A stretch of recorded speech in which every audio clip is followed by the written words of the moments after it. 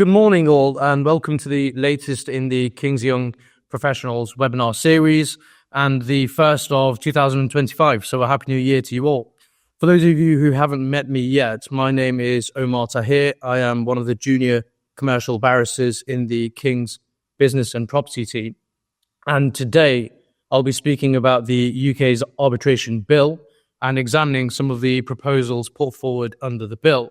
Before I begin, just a few housekeeping points. Firstly, the slides will be made available to all participants who have signed up, and they should be circulated normally within 24 hours of the session concluding. And the session is also recorded, so you can revert back to it via YouTube link. Secondly, any legislation and cases that are cited within the slides are hyperlinked for your convenience. So hopefully you should have a full suite of key resources on this subject moving forward.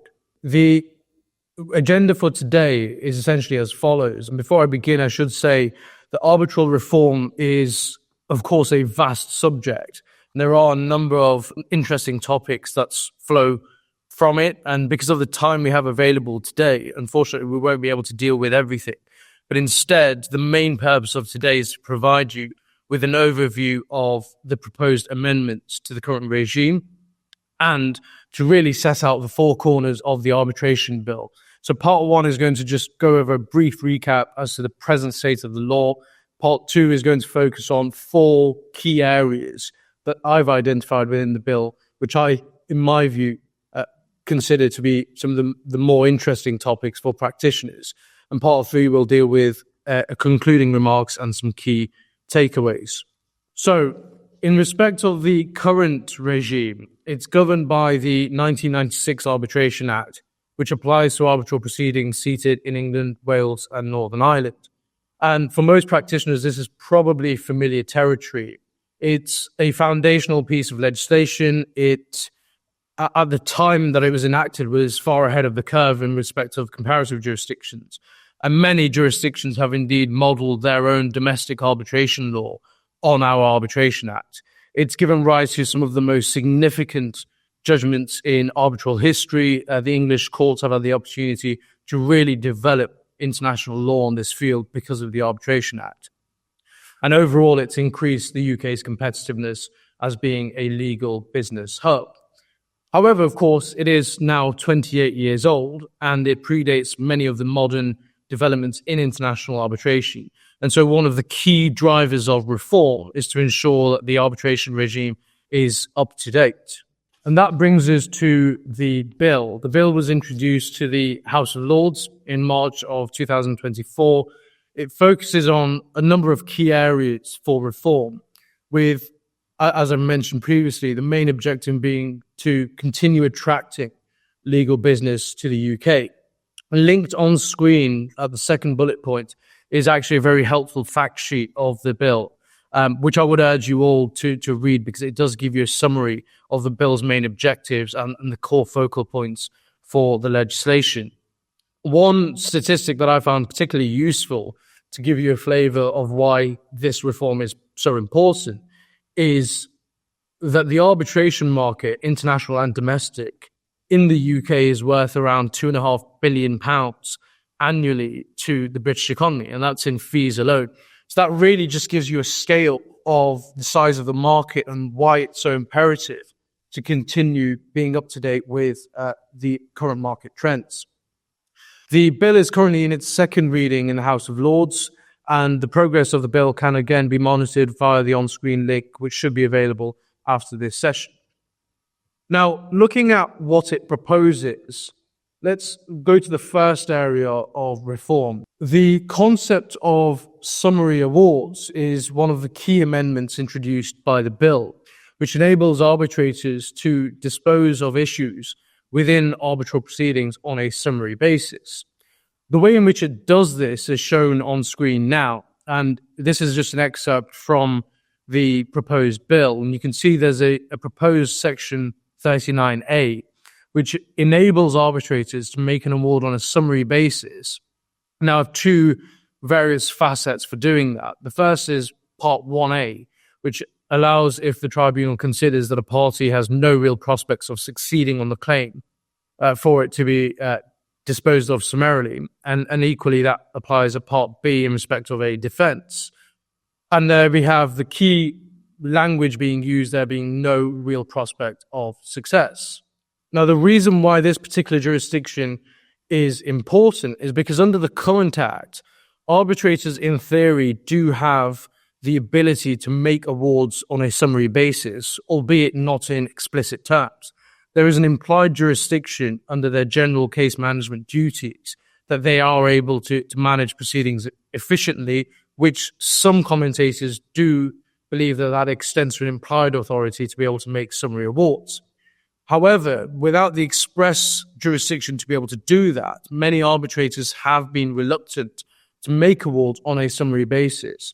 And what this proposal does is it carves out an express regime within the legislation for that authority. And it's particularly a useful tool because many of the key institutional rules already contain provisions for summary disposal. You've got on screen now the LTIA rules being one of those. And where you now have the potential for a statutory support of that regime, it does at least give the opportunities, give the arbitrators the opportunity to make summary awards as an efficient case management tool.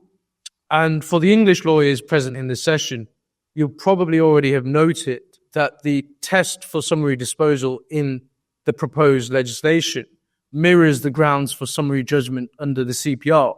And the objective there is to make the jurisdiction more user-friendly and accessible to all. So in my view, it's a very useful tool if it is enacted. In respect to the second area of reform that I wanted to touch on, that's of the duties of an arbitrator to disclose conflicts of interest. Now, many practitioners engaged in this arena are probably already familiar with the case of Halliburton and Chubb, which was a Supreme Court judgment handed down in 2020. And this case established in a nutshell the legal test under English law for assessing arbitrator bias, which by extension defined the scope of an arbitrator's duty to disclose conflicts of interest. That test has been the subject of considerable debate in the case law, considerable debate in legal academia, but it's also informed some of the key pieces of legislation worldwide in respect of arbitrator conflicts, and there have been several jurisdictions that have followed the test in Halliburton. The IBA guidelines are on screen, are linked, and they are a good example of developments that have followed from the Halliburton judgment. Now, circling this back to the bill, what the bill seeks to do is codify, essentially, the Halliburton test in order to make the rule more accessible to any parties that are engaged in arbitration where the Act is due to apply. Now, let's see the way in which it does this. And this is the proposed Section 23A under the bill, which codifies the test in Halliburton. And you can see from the highlighted sections on screen, we've got paragraph subsection 2, which puts in broad terms the threshold of any relevant circumstances which need to be disclosed. And then we have at subsection 3A a definition of relevant circumstances being circumstances that might reasonably give rise to justifiable doubts as to the individual's impartiality. And there we see an explicit import of the Halliburton test, putting it on a statutory footing, which really is a housekeeping measure. It's a cleaning up exercise to ensure that the legislation now mirrors the developments that have been made in the case law. So that's, in broad terms, the principle of disclosure duties under the proposed bill. The third area of reform that I wanted to briefly examine is that of a new default rule that's being introduced under the bill.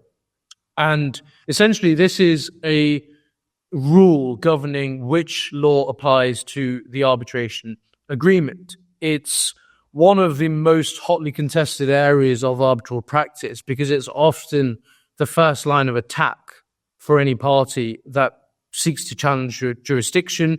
And also, the applicable law to the arbitration agreement will governs several other aspects of the dispute. So it's a very important part to get right in any set of proceedings.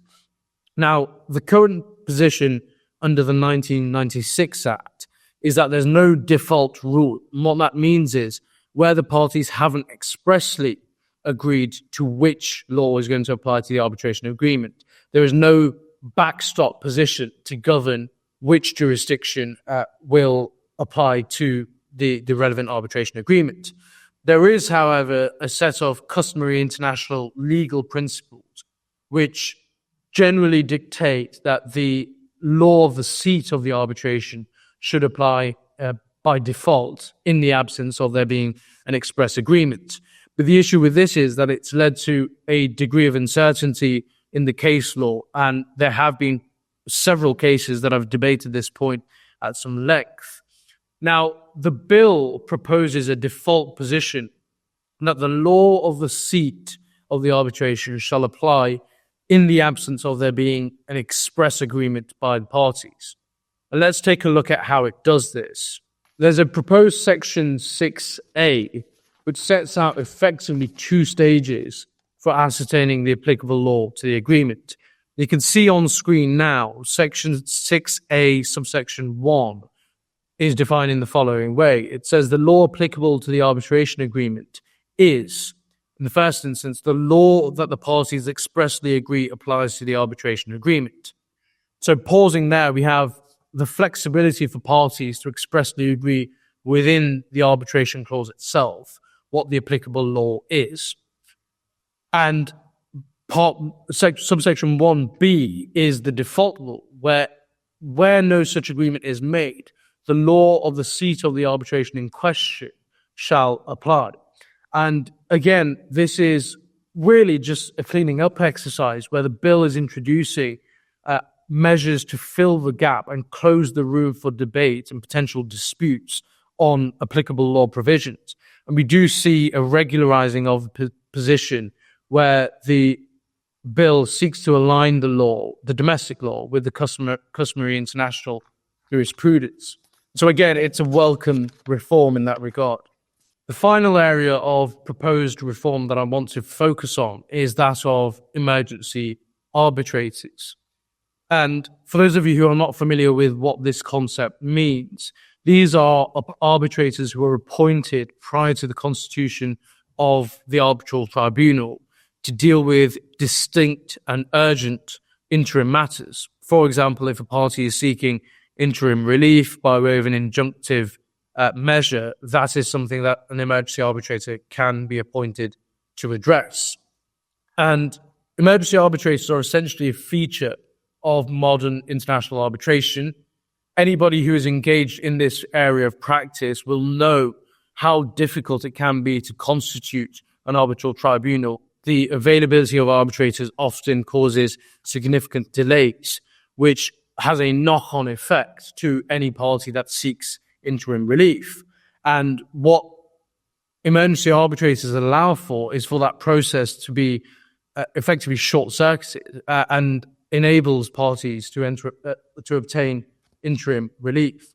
And as somebody who actually sits as an arbitrator, this I've seen in practice is a very effective tool and can be a great case management measure as well. There are several key institutional rules which are on screen now at the third bullet point, which have already endorsed emergency arbitration provisions. And what we see is the bill really proposing an addition of these provisions within the domestic law and supplementing the policy's ability to obtain emergency interim relief. It's important to note that this is a supplementary jurisdiction and not an additional jurisdiction. And I'll come back to how this is mirrored in the legislation in due course. But the crucial point in respect of emergency arbitrator provisions is that the bill proposes that emergency arbitrators can make peremptory orders that can be enforced by the courts. And this is, again, a very effective measure because what it's saying is that emergency arbitrators can essentially make orders that the fully constituted tribunal may be able to make in due course. And so we do see the full spectrum of jurisdiction being conferred on emergency arbitrators through this legislation. Now, seeing again what shape this takes in the bill, it's by way of a new proposed section 41A. And before I get into the nuts and bolts of this, it's definitely worth having a read of this provision in your own time, because this, in my view, will be one of the most important provisions if it's enacted, and will give rise to a substantial amount of potential case law that stems from the new bill. But essentially, the fact that it's a supplementary jurisdiction is demonstrated on screen, but by defining the way in which this section applies. And what 41A says is that this section applies where the parties have agreed to the application of rules that provide for the appointment of an individual as an emergency arbitrator. Now, pausing there, the first qualifying factor is therefore that the parties must be arbitrating under a system of rules that allows for the appointment of an emergency arbitrator. And the second stage is that an emergency arbitrator must have been appointed under those rules. So to give one example, if we have parties arbitrating under the LCIA rules, that's a set of rules that does allow for the appointment of an emergency arbitrator. That ticks subsection 1A. And in order to trigger 1B, parties will have had to appoint an emergency arbitrator under those rules and in accordance with those rules for this section to apply. So it's a jurisdiction that's supplementary and not additional to those within the rules. And why this is particularly important is because the jurisdiction, again, is not one that can be relied upon by way of default. It's to ensure that the emergency arbitrators that may be appointed in accordance with this legislation have the full access to the tools available and court support to conduct proceedings efficiently. So that, in a nutshell, are the four focal points of the arbitration bill that I wanted to particularly center in on. There are several other proposals under the bill which, for time's sake, I can't deal with today, but they are on screen now, and it's definitely worth having a read of those in your own time. They are also very important provisions that no doubt will give rise to a substantial amount of dispute. Now, bringing this to its conclusion, in my view, the bill is overall a step in the right direction. It addresses contemporary issues in arbitral practice that have arisen over the past 2 decades, and it does so in a workable and cogent manner. It has the potential to also work well with institutional arbitration seated within the jurisdiction, which is a key objective of the legislation. And it also works in conjunction with other soft law tools in international arbitration, such as the IBA guidelines. It's also important to remember that the bill is currently far from complete. It's only at its second reading in the House of Lords. And so we can expect certain other revisions and potential amendments whilst it makes its way through Parliament.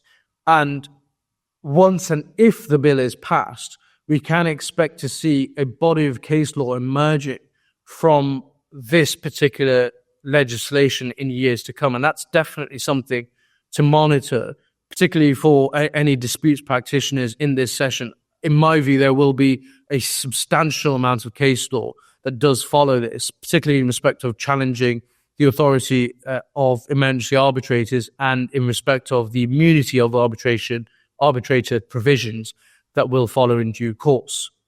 So definitely watch that space.